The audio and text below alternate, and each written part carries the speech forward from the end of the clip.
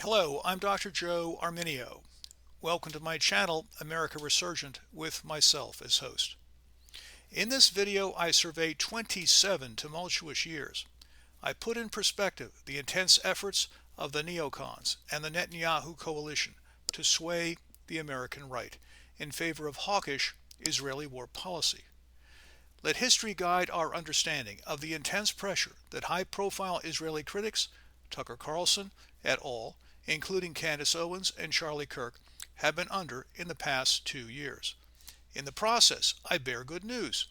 If you, like me, have been yearning for more balance in U.S.-Israeli discourse, then you will like the findings of this video. In short, the Neocon-Netanyahu alliance has bogged down, for the time being anyway. Before I proceed with this video's topic, I ask you to like and subscribe. Support my team so we can support you. Together, let's champion the American cause. I begin this investigative journey with the year 1998. At that time, David Horowitz, a former Marxist turned neoconservative, founded the David Horowitz Freedom Center. Horowitz and his ever-expanding circle of mega donors would go on to jumpstart the careers of most of today's well-known U.S.-based Israeli hawks, including Ben Shapiro and some of today's biggest names who have or had since defected from Horowitz's camp, including Candace Owens and Charlie Kirk. 2007 may have marked a new wrinkle in Horowitz's modus operandi. He began to tap extremely young, hence minimally experienced and knowledgeable, people to lead major public relations efforts. Thus, he placed the then 21-year-old Stephen Miller at the top, or visible top, of his, Horowitz's Terrorism Awareness Project. Miller is now White House Deputy Chief of Staff. I will say more about him in a moment. In 2012, Horowitz was instrumental in the launch of the then 16-year-old Charlie Kirk. Kirk was talked into standing up or being the visible head of Turning Point USA instead of attending college. In 2017, Horowitz invited the then 29-year-old geopolitical neophyte Candace Owens to join Turning Point USA. The year 2012, for our purposes now, is important for another reason. In this year, the unsavory term military-industrial complex may have been given a wider meaning. Benjamin Netanyahu, then as now Israeli Prime Minister, launched a major high-tech initiative resulting in the tight integration of Israeli intelligence and U.S. Silicon Valley. He privatized a lot of the work that Mossad and other intelligence agencies, Israeli intelligence agencies, had been doing, resulting in the standing up of Israeli front companies such as Black Cube. And to the liking of Netanyahu, U.S. high-tech companies such as Google, Microsoft, and Intel began to recruit veterans of Israeli intelligence, especially of Israel's 8200 intelligence unit.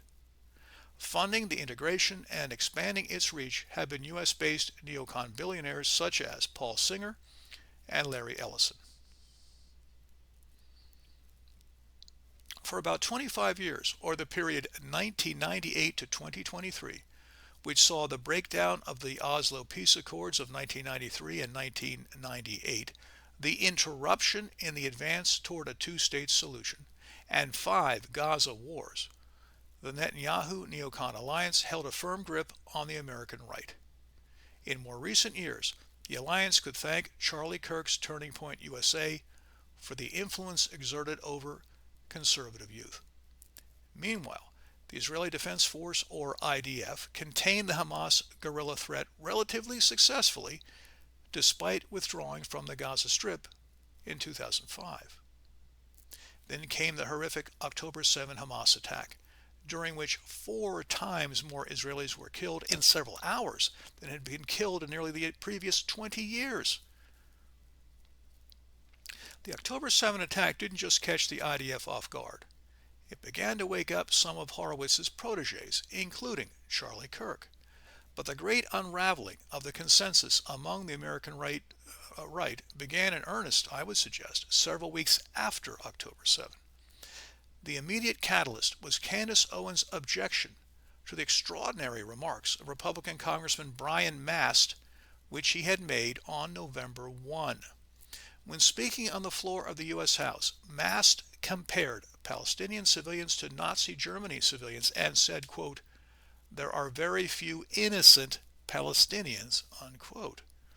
Owens tweeted twice that Mast was wrong to say this about the Palestinians, which, by the way, number in the millions.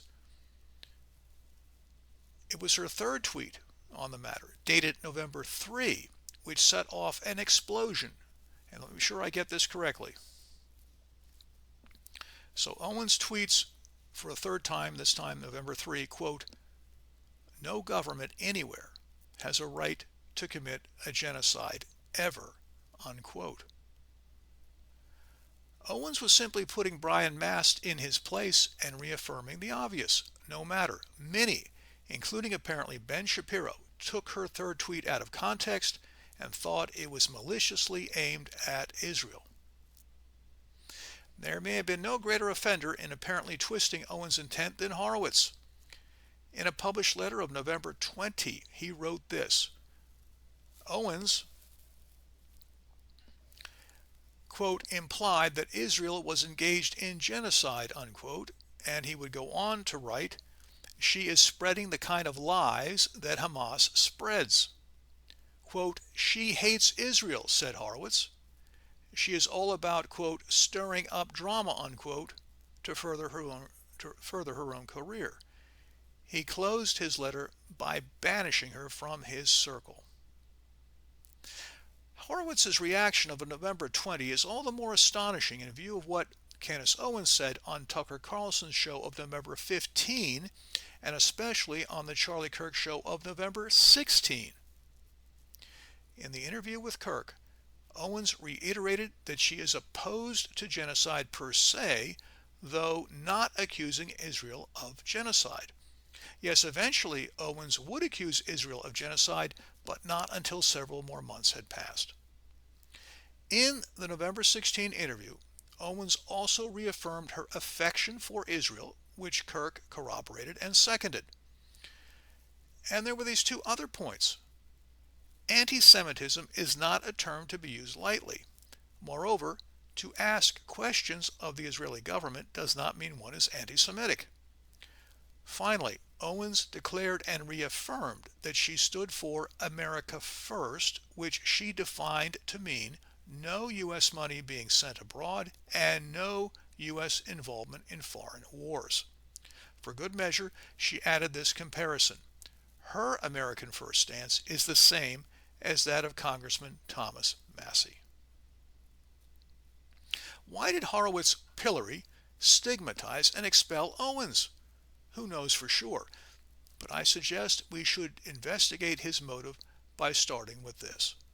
When Owens took Congressman Brian Mast to task for the use of what Owens said was genocidal language, was she not in effect, probably unwittingly, nonetheless in effect, taking Horowitz himself to task? In 2010, Horowitz, while speaking at the University of Massachusetts, said the following thing, quote, "The Palestinians are Nazis," unquote. He did not say that Hamas are Nazis. He branded all Palestinians. It is likely that Horowitz's vitriol, unloaded on Owens, was at root a fearful reaction to the distinct possibility that Owens now threatened the totality of Netanyahu's war policy. Horowitz had raised her high in the social media sphere. From this lofty perch, Owens spoke for a new kind of American conservative who would no longer hand a blank check to Israel and who would hold them accountable as they had not been held accountable before.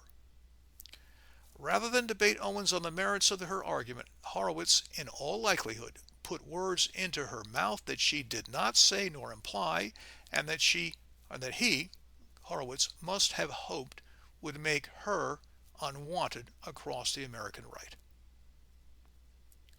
Though Horowitz had aimed his venom at Owens solely, He and other neocons must have been furious, not only that Owens had interjected herself into sensitive affairs from a height to which they had raised her, but also that Carlson and Kirk, whom they also had elevated, amplified her message on their respective shows. By December, the large-scale fracturing of the American right regarding U.S.-Israeli policy was underway. Shapiro, for one, has supported Israel's military operations no matter what the IDF has done. Others, including Owens and Carlson, have become more and more critical. Speaking of military operations, what Hamas has done to Israel on October 7, 2023 was unconscionable. But can Israel justify the misery it has inflicted in return? The IDF launched an air assault on the Gaza Strip without precedent in scale and destructiveness. Already, 10,000 civilians lay dead by early 2023. On top of that, the IDF initiated the expulsion of most of the 2.3 million Gaza Palestinians from their homes and even blew up those homes and supporting infrastructure. Essentially, they rendered all of the Palestinians of Gaza homeless. It is not surprising that our country, Israel's ally, and some would say accomplice, reap some of the whirlwind too.